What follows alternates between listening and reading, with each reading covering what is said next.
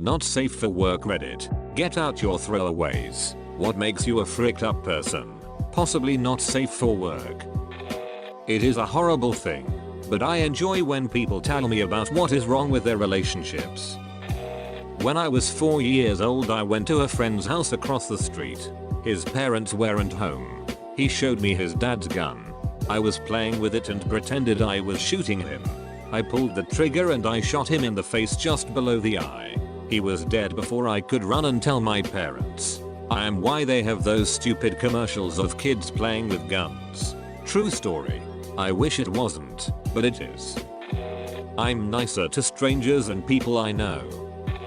I tend to get attached to any girl who actually likes me and would give me the time of day. I'm so lazy that I don't want to deal with any sort of confrontation. I just find it easier to lie and let a person have their own way than be honest and fight about it. I'm actually a nicer, cooler person when I'm drunk, and more of an asshole when I'm sober. I'm so freaking lazy. Today I procrastinated dragging my ass out of bed to play video games all day. I don't think that's how I should work. 8 years ago I came across my sister on a softcore peen site. I sold my friend, who is honestly the creepiest, most perverted person I know, the URL for a bag of Cheetos and a big gulp. I am happy when my friends fail at things. It makes me feel less of a failure. Sometimes I will sabotage my personal relationships just to see if I'm capable of repairing the relationship afterwards. Back in elementary school, my cousin and I, both straight males, used to sneak into the outhouse at the cabin. We would strip naked. One would take their dong and pull it back between their legs to simulate a vagina, and then the other would stick their dong between the woman's legs and we'd more or less frick. Our sisters realized how much time we were spending in there and begin to rattle the door, but to the best of my knowledge our secret is safe from them. And then there was this time where my friend and I wanted to know what a blowjob would feel like. So being the unknowledgeable first graders that we were, we helped each other out. He pissed in my mouth. So those were weird times in my life. I really feel like I'm completely full of hate. Even though I'm fairly sociable, I hate people. It's hard to explain. I constantly judge everyone, everywhere. For example, I make, probably offensive, nicknames in my mind for people I see often in a regular context like the gym. Sometimes I think that if hell existed, a hole would open out of nowhere on the floor and I'd fall straight through. I like being punched in the face. Like, I really enjoy it. I once took a yellow flag used for safely crossing a crosswalk and said I was with the Yellow Flag Foundation, and asked for donations which helped depleted uranium babies in Iraq, and used the money to buy weed. I troll Craigslist M4M for married guys on the DL in the tiny town I grew up in. I have fake emails, photos and stories for my alternate personas. I do it long enough to get their name, pic, and sometimes address just to see which guys are cheating on their wives, but I never tell the wife. Seriously, it's only for my sick amusement. Been doing it for years. I find it absolutely hilarious. I can't tell you how many married straight guys you find on CL begging for the cock. I am a female. If I ever had an autistic child, I'm giving it up for adoption. I've lived through it at home and it's nothing but a strain. My mum hasn't been able to get a job because she has to stay at home with my younger brother. My dad's working 2 jobs to make up for the lost income. My aunt and uncle have an autistic child as well on the low end of the spectrum, and they divorced after 10 years of marriage because of the strain it put on them. However, the kid is so uncontrollable they still live in the same house since the kid cannot be away from either one for any period of time.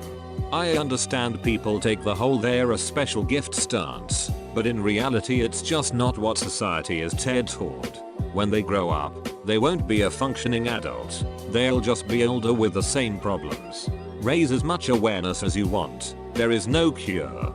So if you like staying at home with no life other than the one that revolves around your emotionally explosive, screaming, finicky child, then go right ahead.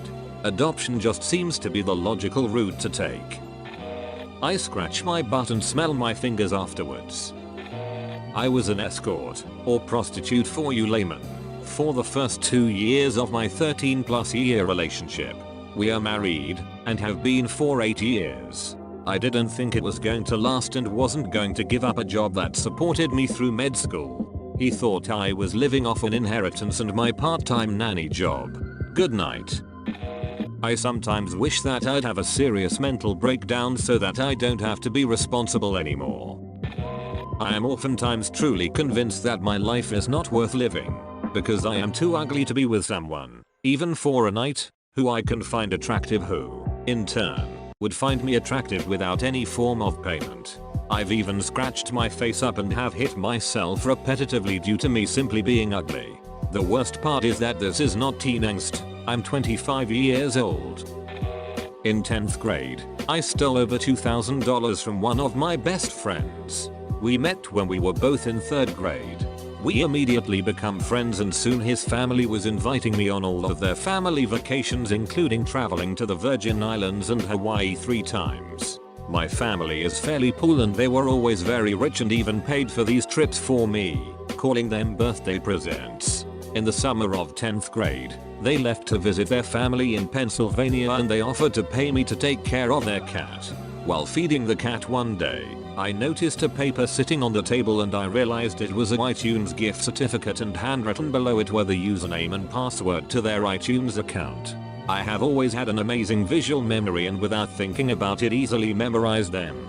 That night, I was feeling bored and I thought about renting a movie. I started looking on iTunes. Movie rentals were brand new on there, and then suddenly I had an idea.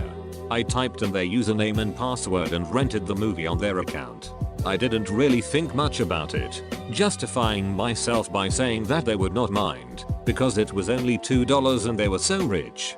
The next week, I did the same thing and before I knew it, I was buying everything on iTunes using their account. In just over 2 weeks, I stole $2,487.33 and then I received the call. My friend's mum called me and asked how I was going. We were always on really good terms, so I told her about life and asked how her trip was going. She told me that they were enjoying it, but they had just received a warning from their credit card company that someone was using their credit card, and then she asked me if there had been any break-ins or anything strange happening at their house. I freaked out and claimed I knew nothing about it and quickly hung up the phone. I lay in my bed for 2 days, refusing to leave the house, convinced that they were going to send me to jail and I would be dead within a week.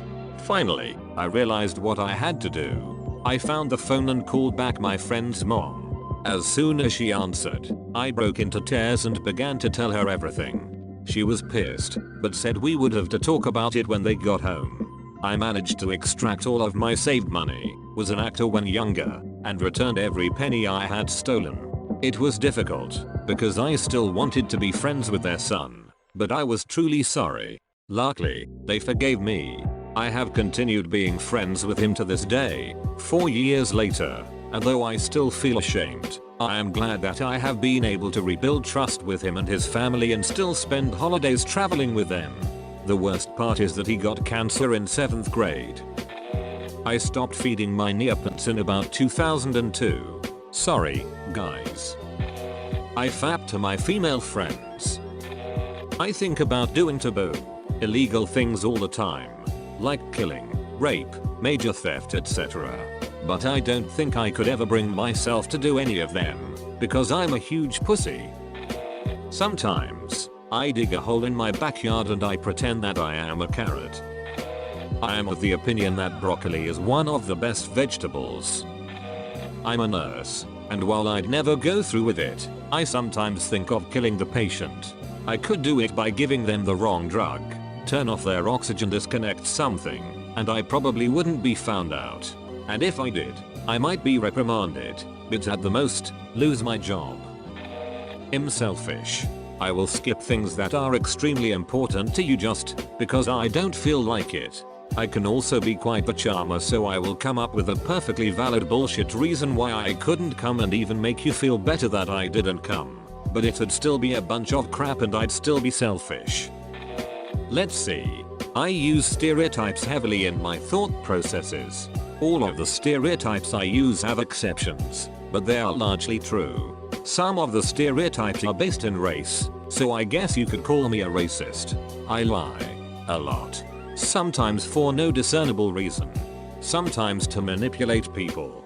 I pretended to be someone else and carried a very small relationship with my ex-girlfriend months after she dumped me, and then had the fake me go psychotic stalker on her and sort of nudges her into talking to the real me again. Carried an online relationship with a girl across the country for several months before finding out she was falling in love with me and just stopped talking to her, out of nowhere. Oh. She's 50% older than me and I was the first person she ever told about her near rape experience that happened many years before. That's enough for now, I think. I am idly wondering whether this will be upvoted for relevance or downvoted for being fricked up. For the better part of 10 years I fricked my best friend's boyfriend. Then I fricked his brother. And his other brother. I don't seed my torrents. I love tomatoes. No, I mean, I freaking love tomatoes. And I put some salt on that bitch and it's over. I believe in euthanasia. I'm not normal, and I know it. I don't feel emotions like a normal person does. I don't get sad. It's rare for me to get upset. I'm just at a pretty constant level all the time. When my grandparents died, I felt nothing.